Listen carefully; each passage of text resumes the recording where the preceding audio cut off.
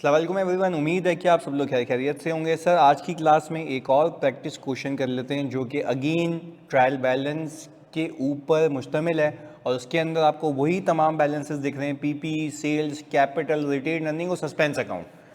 एक एक करके एडजस्टमेंट्स को देखते हैं ताकि और हाथ साफ हो। वापस से ही देखते हैं इसको और एक एक करके पार्ट करते हैं, वापस से पीएनएल, वापस से बैलेंस शीट बनाते हैं। आ जाएं जी। सबसे पहली एडजस्टमेंट में कह रहा है company received a payment of rupees 1,90,000 after 5% discount. यानी कंपनी ने पैसे जो रिसीव किए हैं वो डिस्काउंट को कटाने के बाद किए हैं। यानी भाई जाहिर सी बात है, मेरा कोई ना कोई रिसीवेबल होगा जिस पे मैंने सामने वाले को 5% का डिस्काउंट दिया है, तो मैंने पैसे रिसीव कर लिए। आइडियली मेरा रिसीवेबल क्रेडिट होना चाहिए था और डिस्काउंट एक्सपेंस डेबिट होना चाहिए था, क्योंकि ये लॉस है ना मेरा। तो पैसे पूरे आए, मतलब पैसे जो आए मेरे पास 5% के डिस्काउंट के बाद आए। रिसीवेबल मैंने पूरे से क्रेडिट किया ग्रॉस से, क्योंकि रिसीवेबल ग्रॉस बुक हुआ होगा। यानी रिसीवेबल आप समझे ज़्यादा से बुक हुआ हुआ है, आपने उसको कम किया, पैसे कम आए तो आपका एक्सपेंस बुक होना चाहिए। ये होनी चाहिए बेसिक एंट्री। उसने क्या किया जरा ये देख लेते हैं। उसने किया ये है कि भाई company received a payment of rupees 1,90,000 after 5% discount given to a customer. बोल रहा है bank has been debited correctly, यानी बैंक में पैसा करेक्टली डेबिट हो गया, बट अकाउंटेंट ने अकाउंट रिसीवेबल को क्रेडिट करने के बजाय मजीद सेल्स बुक कर ली, जो कि गलत बुक की है। और देखिए यहाँ पे 19,000 रुपये से बुक की, यानी डेबिट और क्रेडिट का फर्क आ गया। सस्पेंस अकाउंट तो आएगा सर। तो हमने कहा यहाँ पे एंट्री मेड के अंदर 1,90,000 रुपये जो उसने बैंक में लेके आया वो ये रहे। सेल्स भाई ने बुक कर लिए कितने की, 19,000 रुपये की, और बकाया सस्पेंस अकाउंट बुक हो गया, क्योंकि भाई जब उसने ये गलत एंट्री पार की होगी तो उसको पता ही नहीं लग रहा होगा क्या करना है। तो क्रेडिट पे जो बैलेंस बचा, तो वो क्रेडिट का जो बैलेंस बचा है उसने सस्पेंस में फेंक दिया होगा। उसने कहा बाद में देखते हैं कि ये सस्पेंस की जगह क्या आना चाहिए था। मैं सवाल में गया, मैं देखा एग्जैक्टली 1,71,000 का आपका क्रेडिट बैलेंस आ रहा है सस्पेंस अकाउंट का। In order to cancel it out, हमें इसको डेबिट करना पड़ेगा खत्म करने के लिए। तो वो देखते हैं कैसे होगा। अब हमने कहा कि सर एंट्री मेड में तो ये आ गया, पर अब मैं कह रहा हूं entry to be made, entry बननी क्या चाहिए थी। तो हमने कहा भाई जो एंट्री बननी चाहिए थी सर, बैंक होना चाहिए था 1,90,000 से डेबिट, ट्रेड रिसीवेबल क्रेडिट होना चाहिए था। अच्छा, ट्रेड रिसीवेबल जो क्रेडिट होना चाहिए था वो होना चाहिए था पूरे 100% से 2 लाख रुपए, और बकाया आपका सेल्स डिस्काउंट या डिस्काउंट एक्सपेंस डेबिट हो जाना चाहिए था 10,000 रुपए से। ये थी आपकी करेक्ट एंट्री, क्योंकि आपका 2 लाख रुपए का रिसीवेबल है, उसके अगेंस्ट में 1,90 मिले, बाकी आपका लॉस हो गया, डिस्काउंट है। आ जाए जी। पर अब मैंने कहा कि अगर मैं इसी को करेक्ट करूं, तो हमने कहा करेक्टिंग एंट्री इसकी बननी चाहिए कि सर बैंक का तो मसला नहीं है, सर बैंक का तो मसला नहीं है, वो तो बिल्कुल सही है। इसको भी हाईलाइट करें सर, इसको हाईलाइट कर लें ग्रीन से, इसको हाईलाइट कर लें ग्रीन से। बैंक का मसला नहीं है। सबसे पहले तो सर सेल्स जो बिला वजह बुक हुई हुई है ना, उसको कटाएं। कितने से, 19,000 रुपये से बिला वजह बुक हुई हुई है। अच्छा, डिस्काउंट एक्सपेंस बुक कर लें जो कि बुक नहीं हुआ हुआ, डिस्काउंट एक्सपेंस बुक कर लें जो कि बुक नहीं हुआ हुआ। अगेन रिपीट कर रहा हूं कि सर देखें सेल्स बिला वजह बुक हुई हुई थी, उसको घुमा दिया। डिस्काउंट एक्सपेंस बुक नहीं हुआ हुआ था, उसको बुक कर लिया, ये रहा। अच्छा सर, ट्रेड रिसीवेबल को खत्म करें जो कि खत्म होना चाहिए था, और सस्पेंस को खत्म कर दें। सस्पेंस अकाउंट को खत्म करते कितने से, 171,000 से। इफ आई लुक एट कि एंट्री हमारी बैलेंस होती है, यस सर होती है। तो हमने क्या किया, सस्पेंस, ये सस्पेंस नहीं हमने डेबिट किया, हमने बोला भाई इसके अगेंस्ट में रिसीवेबल पूरा क्रेडिट होना चाहिए था, और सेल्स जो है बिला वजह बुक हुई थी उसको रिवर्स किया, और सेल्स डिस्काउंट जो बुक नहीं हुआ था उसको बुक कर लिया। ये करेक्टिंग एंट्री आपको अपने फाइनेंशियल स्टेटमेंट बनाने में काम आएगी, प्लस माइनस करने में। आए जी अगली एंट्री पे चलते हैं। हमने कहा फर्नीचर कॉस्टिंग रुपीज़। अच्छा, ये फर्नीचर कॉस्टिंग जो यहाँ पे ये लिखा हुआ है ना 7,50,000, मैं इसको काट के 850 कर देता हूँ ताकि अकॉर्डिंगली हम पार्क कर सकें। सही है जी, ये 850 ये क्वेश्चन की करेक्शन है। सही है, ये क्वेश्चन की करेक्शन है। ये 8,50,000 है। सही जी, मैं यहाँ पे लिख भी देता हूँ ये है सर 850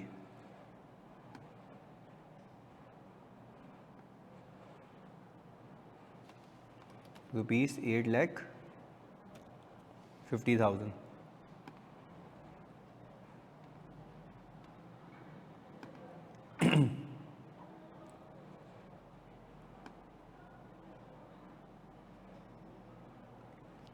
इसको हम ज़रा फॉर्मेट सही कर लें आउटलाइन के बगैर।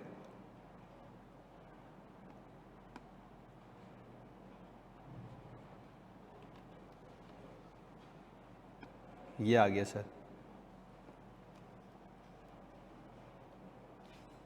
सही जी, 8,50,000 कर दिया। अच्छा भाई, furniture costing rupees 8,50,000 and having a book value of rupees 690 as on 31 December 2019। और हमें जो अकाउंटिंग करनी है 2019 की करनी है, नहीं साल के आखिर की बुक वैल्यू बता रहा है। Had already been sold, already बिक चुका था कब? अक्टूबर में। यानी ये पीपी जब अक्टूबर में बिक चुका था तो क्लोजिंग में कैसे आ रहा है मेरा भाई? तो यानी इसके ऊपर अक्टूबर, नवंबर, दिसंबर 3 महीने का डेप्रिसिएशन ज़्यादा बुक हुआ है। बात क्लियर है? आगे और ऐसी एडजस्टमेंट मैंने पहले आपको सिखाई है, अब ये कॉम्प्रिहेंसिव सवाल में डाली है। The proceeds of rupees 7,10,000 were credited to sales account. यानी वो कह ये रहा है कि भाई जो प्रोसीड्स पैसे आए इससे, तो आपने उसको बैंक को डेबिट करके क्रेडिट पीपी को करना चाहिए था, बनिस्बत इसके आपने सेल्स को क्रेडिट कर दिया। और कंपनी की पॉलिसी है कि वो अपना पीपी डेप्रिशिएट करती है 10% पर एनम पे यूजिंग स्ट्रेट लाइन मेथड। तो सर अगर हम यहाँ पे डायरेक्टली करेक्टिंग एंट्री बनाए, तो करेक्टिंग एंट्री के लिए हमें सबसे पहले जो डेप्रिसिएशन बुक हुआ था, तो मैं डेप्रिसिएशन एक्सपेंस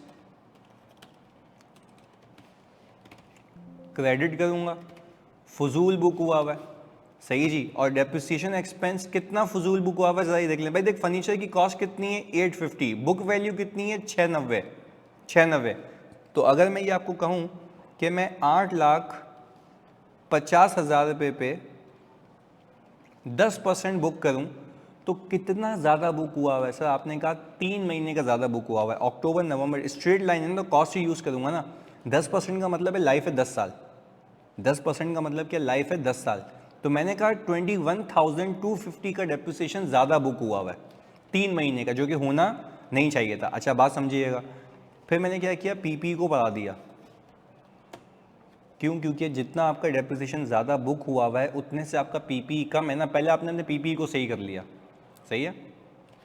अच्छा, इसमें सस्पेंस नहीं होगा। क्यों? क्योंकि कैश डेबिट या बैंक डेबिट और सेल्स क्रेडिट हुई हुई है, कोई डेबिट और क्रेडिट का फ़र्क नहीं है, इस बात को याद रखिएगा। अच्छा, फिर हमने क्या कहा? पैसा तो डेबिट सही हुआ है ना। पहले तो सेल्स को घुमाएं आप, पहले तो सेल्स को घुमाएं। सेल्स कितने से आपने बुक कर लिए मेरा भाई? 7,10,000 रुपये से। पैसा सही आया हुआ है, 7,10,000 रुपये से आपने सेल्स को रिवर्स कर दिया, जो कि गलत बुक हुई हुई थी। अब पीपी को निकाल दें सही अमाउंट से। पीपी आपका इसके अंदर प्लस हो जाएगा कितना? 690। इतने पे पीपी होता 7,11,000 रुपये पे, तो आपका बकाया क्या हो गया सर? बकाया आपने बुक कर लिया लॉस ऑन डिस्पोजल।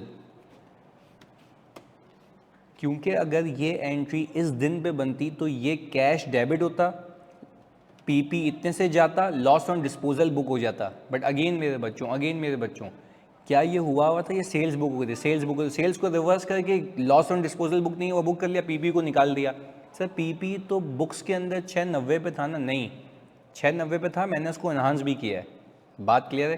तो ये हो गई एक इसकी करेक्टिंग एंट्री। आगे लेके चलते हैं। हमने कहा सर इसके बाद वो कह रहा है 1 अगस्त 2019 को कंपनी ने रेंट आउट किया है one of its premises at the annual rent of 6 lakh payable in advance.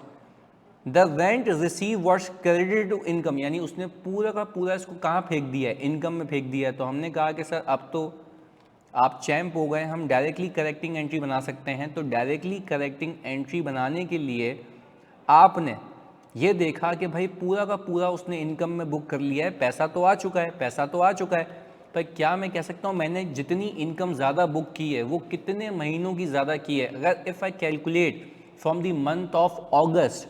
तो अगस्त, सितंबर, अक्टूबर, नवंबर, दिसंबर 5 महीने का अनर्न होना चाहिए। बात समझिएगा, अगेन मैं कह रहा हूँ कि भाई आपने जो पैसे रिसीव किए पूरे साल के लिए किए, यानी इस अगस्त से लेके अगली जुलाई तक पूरे 12 महीने के। पर इस साल आपने सर्विसेज कितनी दे दी है, 5 महीने की, तो इनकम होनी चाहिए 5 महीने की। तो ज़्यादा कितनी बुक कर लिए, तो अगर मैं 12 महीनों में से 5 महीने कटा दूं तो क्या मैं कह सकता हूं 7 मंथ्स का अनर्न होना चाहिए। तो मैंने क्या कहा, मैंने ये कहा कि सर मेरे पास अनर्न्ड रेंटल इनकम क्रेडिट होनी चाहिए, सही है जी, और रेंट इनकम डेबिट। अच्छा, इसमें अगर मैं सवाल में देखूं तो मुझे कोई अलग से इनकम नहीं दिख रही है, तो वही अगेन मेरी प्रिजम्पशन है कि ऑपरेटिंग एक्सपेंसेस में नेट हुई, यानी इनकम बुक होने के बजाय एक्सपेंसेस कम हुए हैं। तो मैंने कहा एक्सपेंसेस कम हुए थे, वापस से बढ़ा दो, रेंटल इनकम को डेबिट कर दो या ऑपरेटिंग एक्सपेंसेस को। तो मैंने कहा कितने पैसे रिसीव किए थे भाई, कितने पैसे रिसीव किए थे, तो आपने कहा आपने जो पैसे रिसीव किए थे 6 लाख, ये 6 लाख पूरे 12 महीने के, जिसमें से 5 महीने इनकम बनने चाहिए, 7 महीने नहीं बनने चाहिए। तो मैंने कहा मैं यहाँ पे 3,50,000 रुपये से, ये देख लो भाई, 7 मंथ्स अनअर्नड हो गया, क्योंकि 5 महीने की इनकम बुक होनी चाहिए ना भाई। अगर मैं देखूँ आइडियली क्या एंट्री बननी चाहिए थी, कैश डेबिट अनअर्नड क्रेडिट, और अनअर्न कन्वर्ट होके 5 महीने इनकम में जाता तो 7 महीने का रह जाता। तो मैंने डायरेक्टली 7 महीने का बुक कर लिया क्योंकि पूरा बुक हुआ था।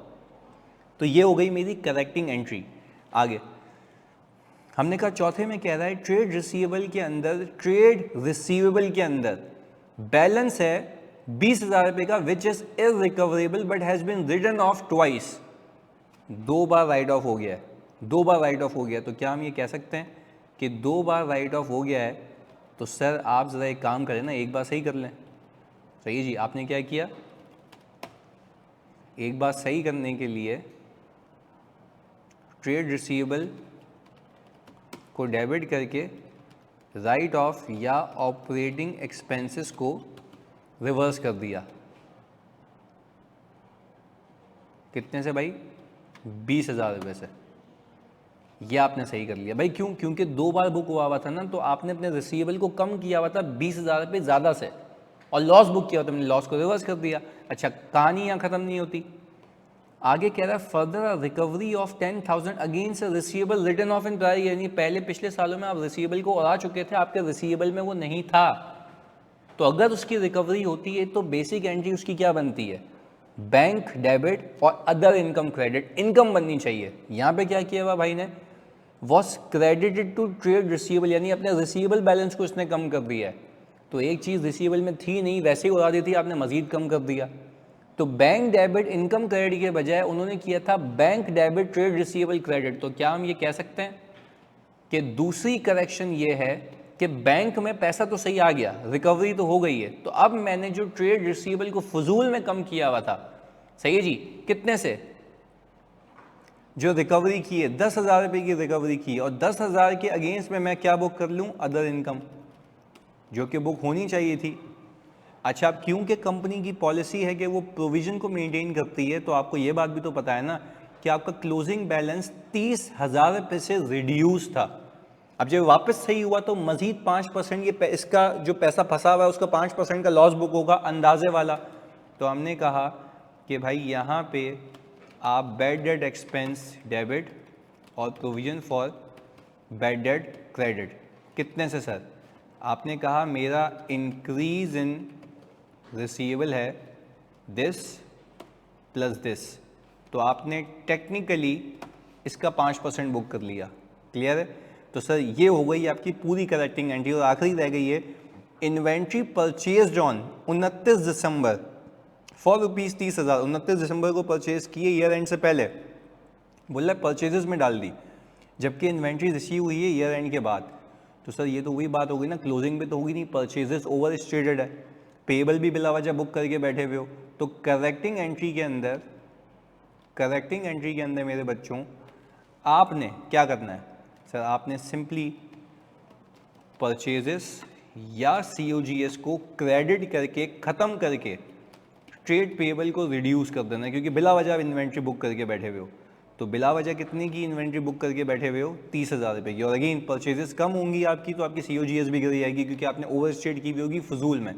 अब sir let's prepare a P&L, statement of profit और loss for the year ended 31 December 2019। सही है जी। अच्छा, अब जल्दी से सेल्स देखते हैं। सर मैं सवाल में गया, मैंने कहा सेल्स आ रही है 3.5 मिलियन की। मैं एक एक करके करेक्टिंग एंट्री देखा हूँ, इस वाली में नहीं है, इस वाली में पूरी सेल्स नहीं है, ये रही यहाँ पे करेक्टिंग एंट्री में, ये रही सेल्स गलती से बुक हुई थी ना, गलती से बुक हुई थी ना 7,10,000 रुपये की, इसको रिवर्स किया मैंने, ये रही। बिल्कुल कंट्रोल लेके चलना है सवाल को। अच्छा, इसमें फिर 19,000 रुपये से आपने रिवर्स की सेल, सही है। बाकी तो आपका सेल्स डिस्काउंट है। हाँ, यहाँ पे आपने जो 19,000 की सेल्स बुक की थी वो रिवर्स की थी, बस ये हो गई आपकी सेल्स की एडजस्टमेंट्स। तो आपने कहा सर मैं 3.5 मिलियन में से माइनस कर दूं ये 7,10,000 जो गलती से जो PP बेचा था प्रोसीड सेल्स में डाल दी थी वो, और मज़ीद माइनस कर दूं 19,000, तो ये आ गई आपकी एडजस्टेड सेल्स। हमने कहा अब हम बुक कर लेते हैं कॉस्ट ऑफ गुड्स सोल्ड। अच्छा, कॉस्ट ऑफ गुड्स सोल्ड के लिए आप ये कहेंगे बच्चों कि आपके पास COGS 1250,000 गिवन है और आपको यहाँ पे फेस पे दिख रहा है कि COGS कितने से कम हुई है? 30,000 रुपये से। सही है जी। तो हमने कहा 30,000 रुपये से COGS कम हुई है। लेट वी चेक के अगेन कोई और मंजर तो नहीं है COGS का? नहीं है। तो सर शुक्र है कि 1250,000 में से आपने ये माइनस कर दिया तो आपके पास एडजस्टेड COGS आ गई ये। सही है, ये आ गया आपका ग्रॉस प्रॉफिट। अब आपने कहा ऑपरेटिंग एक्सपेंसेस। अब देखिए इसमें इनकम भी नेट हुई हुई है, यानी इनकम अलग से बुक होने के बजाय एक्सपेंसेस को कम किया हुआ, तो मुझे इसी में एडजस्ट करना पड़ेगा अगेन, क्योंकि जब ये नशे में सवाल बनाया गया था तो उसके अंदर अदर इनकम नहीं डाली गई थी, जबकि डालनी चाहिए। तो हमने कहा ऑपरेटिंग एक्सपेंसेस 3,50,000 रुपये के सवाल में गिवन है। अब प्लीज़ फोकस होकर देखिएगा, इस एंट्री में जो ये करेक्टिंग एंट्री में दिखा रहा हूँ आपकी स्क्रीन के ऊपर, इसमें ऐसा कुछ भी नहीं है। बेडेड एक्सपेंस आप मजीद इंक्रीज करें 1500 से, अदर इनकम बुक करके आप इस एक्सपेंस को कम करें। भाई अदर इनकम बुक करूंगा तो एक्सपेंस कम होगा ना, क्योंकि हमने तो ऑल टुगेदर सारी चीज़ें एक्सपेंसेस में नेट करनी है। तो ये करेक्टिंग एंट्री में जब अदर इनकम बुक हो रही है तो अलग से बुक नहीं कर रहा अदर इनकम, मैं एक्सपेंसेस को नेट कर रहा हूँ, यानी रिड्यूस करूँ। अलग से इनकम बुक करूँ, एक्सपेंसेस को रिड्यूस करूँ, बात एक ही है।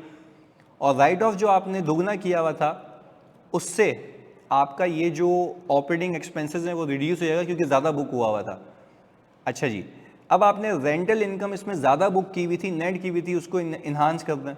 इनकम रिवर्स करना या एक्सपेंस बुक करना बात एक ही है, 3,50,000 की हद तक। अच्छा, लॉस ऑन डिस्पोजल मेरे बच्चों आपने बुक नहीं किया था तो 1250 आप ये बुक कर लें। अच्छा, डेप्रिसिएशन आपने ज़्यादा बुक किया हुआ था, उसको आप कम कर लें 21,250। और डिस्काउंट एक्सपेंस आपने बुक नहीं किया हुआ था, ज़रा वो बुक कर लें। ये आ गया करेक्टिंग एंट्री में।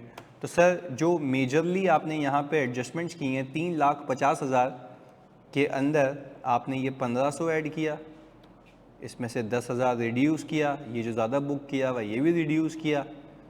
आपने कहा कि सर ये आप अपने ऑपरेटिंग एक्सपेंसेस को बढ़ा दें, लॉस ऑन डिस्पोजल से बढ़ा दें, डेप्रिसिएशन से कम कर लें और डिस्काउंट एक्सपेंस से बढ़ा दें। सही है जी।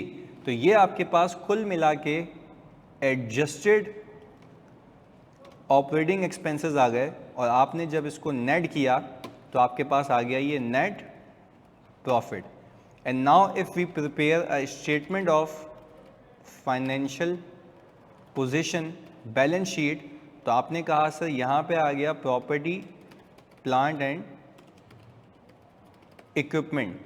तो प्रॉपर्टी प्लांट एंड इक्विपमेंट आपको गिवन कितने का है? 2371930।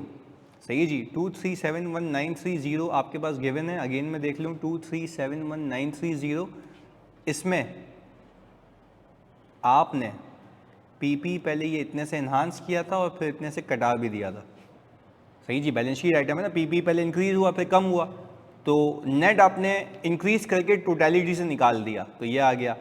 फिर आपने कहा सर इसी में आप देखें cash and bank, and I believe कि कैश एंड बैंक का कोई एरर नहीं है, तो मैंने कहा कि भाई ये तो 7,50,000 रुपये स्ट्रेट आ जाएगा।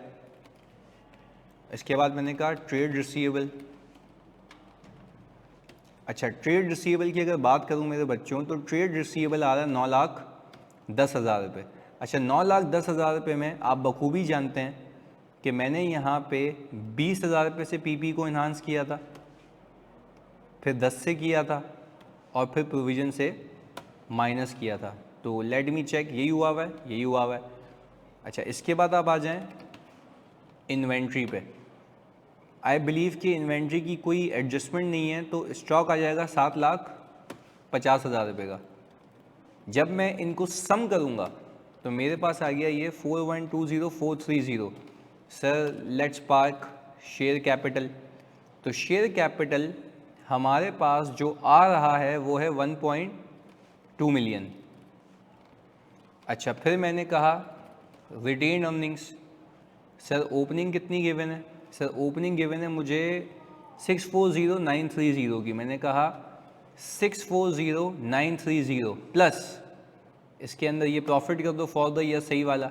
आपने कहा कि सर अनअर्न्ड रेंटल इनकम, आपने इनकम को रिवर्स करके लायबिलिटी बुक की थी, वो ये रही 3,50,000 रुपये की। और आपने कहा सर ट्रेड पेबल पे आ जाएं। ट्रेड पेबल आपका जो गिवन है सवाल के अंदर वो है 8,70,000। 8,70,000 में आपने माइनस किया, क्योंकि आपने फजूल में बुक किया हुआ था ये, इसको टोटल करके देख लेते हैं।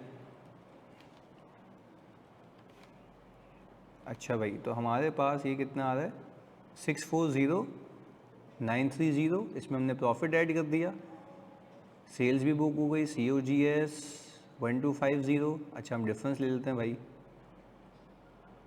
क्या ये हमने यहाँ पे एक ज़ीरो लिया हुआ ना ज़्यादा, ये आ गया। अच्छा, अब हम ज़रा डिफरेंस लेते हैं कि डिफरेंस किस चीज़ की वजह से आ रहा है भाई।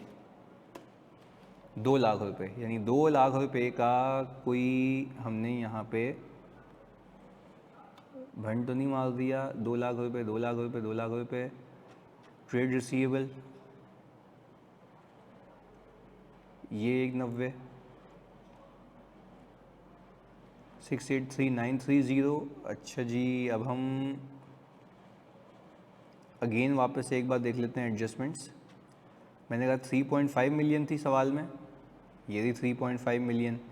अच्छा, ऑपरेटिंग एक्सपेंसेस को 1250,000 लिया हुआ है, और ऑपरेटिंग एक्सपेंसेस में COGS में बल्कि 30,000 रुपये मैंने माइनस कर दिए, मेक सेंस, ये हो गया। तो हमारे पास ये आ गई। और सर हमने जब ऑपरेटिंग एक्सपेंसेस लिए, ऑपरेटिंग एक्सपेंसेस मेरे पास 350 के हैं, 350 के ऑपरेटिंग एक्सपेंसेस में मैंने जो है एक एक करके देख लेते हैं। पहला जो है ये 1,500 ऐड किया है, ये 10,000 लेस किया है, सही जी, ये 20,000 लेस किया क्योंकि ज़्यादा बुक हुआ था, ओके। फिर मैंने कहा मैंने 350 इसमें ऐड किया है क्योंकि मैंने इनकम बुक की हुई थी ज़्यादा, तो ये 350 ऐड हो गया। फिर मैंने कहा लॉस ऑन डिस्पोजल ऐड हो गया, ये है F51 ऐड हो गया, G48 लेस हो गया, 21,250। अच्छा, ट्रेड रिसीवेबल का मसला है ना, यानी ये रहा, हमने यहाँ पे जो ट्रेड रिसीवेबल बुक किया हुआ है वो, ये रिसीवेबल भी तो हमने सही करना है ना, 2 लाख रुपए से ये पार्क नहीं किया था, अब सर ये बैलेंस हो गया। तो सर ऐसे ही एग्ज़ाम में अगर आपका ऊपर नीचे कुछ हो जाए तो आप एक बार मैच कर लीजिएगा डिफरेंस निकाल के कि वो कौन सी एंट्री का डिफरेंस है। तो सर इसको कॉपी करें ताकि आपको समझ आए, इसको सॉल्व करें, और मैं मज़ीद 3 सवाल और डालता हूँ प्रैक्टिस के, करेक्शन ऑफ एरर के विद EPS के साथ। जज़ाकल्लाह।